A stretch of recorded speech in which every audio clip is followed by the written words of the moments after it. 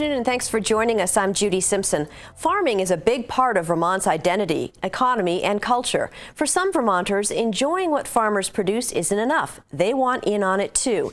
They are beginning farmers. Their experience as well as their capital is often hit or miss. To help minimize the risk and to cultivate Vermont's rich and rewarding farming tradition, University of Vermont Extension offers the New Farmer Project. Joining me today is Beth Holtzman. Beth is the Outreach Education Coordinator for the New Farmer Project and the Women's Agricultural Network. Thanks so much for coming in. Thanks for having me. So who are Vermont's beginning farmers and how diverse are they? Well, to start out with, when we talk about beginning farmers, we use the USDA definition, which is anybody who has less than 10 years in their current farming operation. So that includes people who are thinking about farming, aspiring farmers, as well as a broad range of people from 0 to 10 years. Within that group, it's pretty diverse. Our clients range from 18 to their early 60s. They are growing fruits and vegetables. They're raising livestock, poultry, they're milking cows, growing flowers, making maple syrup, and a lot of times they're also incorporating value-added operations and sometimes combining multiple things together. And they're also very diverse in their marketing. Some of them are hyper-local, selling just to their neighbors, and some of them are to regional wholesale markets, and some are selling globally through the internet. Wow. So what are the challenges for beginning farmers? There's a broad range of challenges that range from getting the production know-how and knowledge to entering markets, which in Vermont are sometimes quite saturated, to accessing productive farmland, and of course having adequate capital to finance their operation. Is there a difference between men and women when it comes to new farmers? Well, yes and no.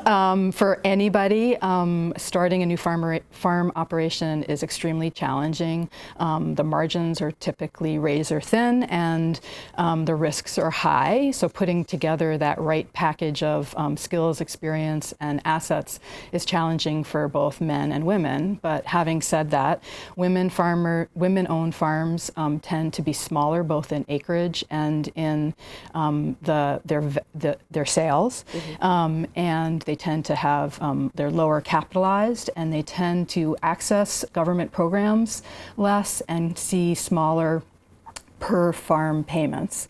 So all of that adds up to them being more vulnerable to the general risks that all farms are vulnerable to.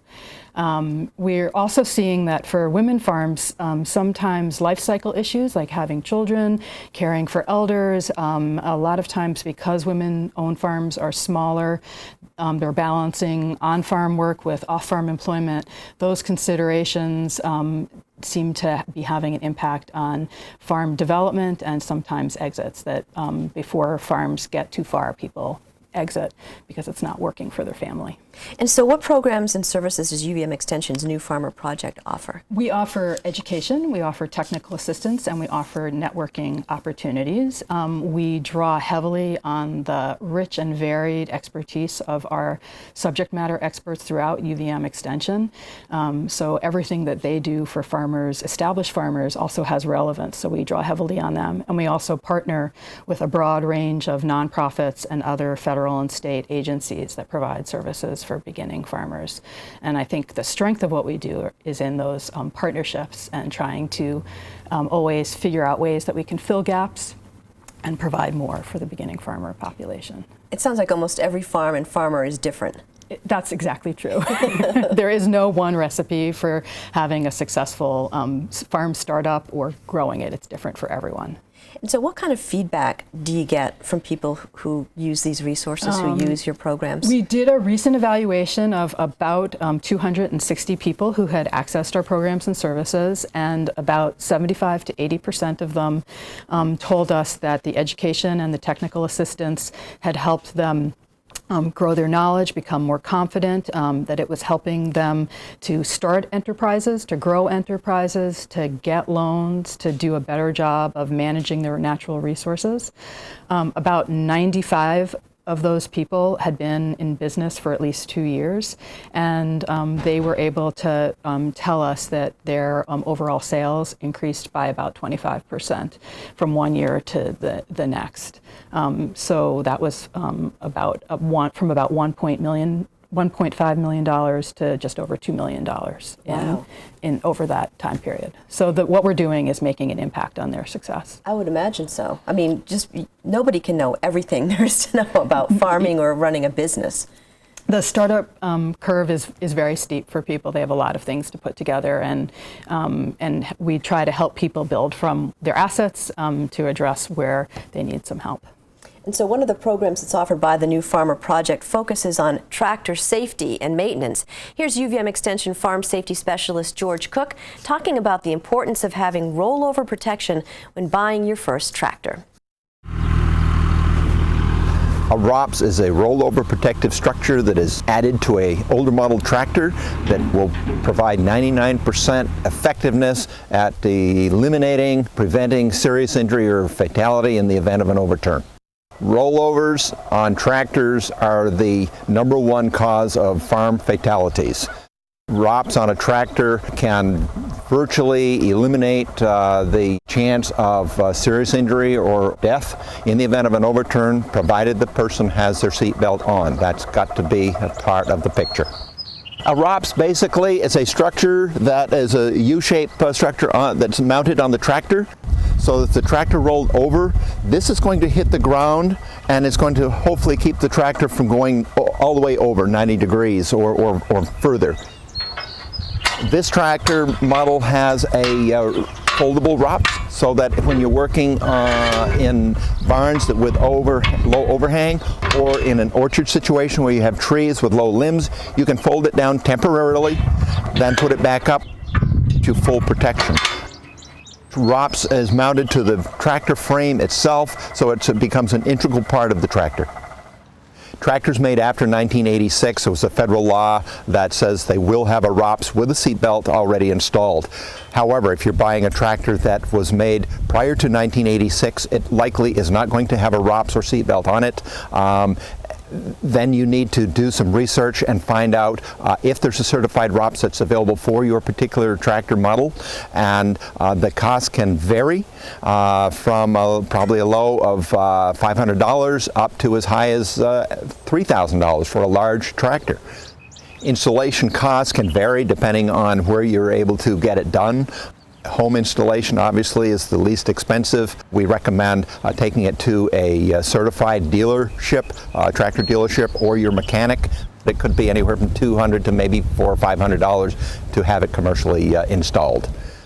My recommendation is, if you're buying a tractor, you can certainly consider a newer tractor post 86 that'll have the ROPS on it. If you're buying a used tractor, absolutely do your research and make sure that the tractor can be retrofitted with a ROPS if it does not have one installed.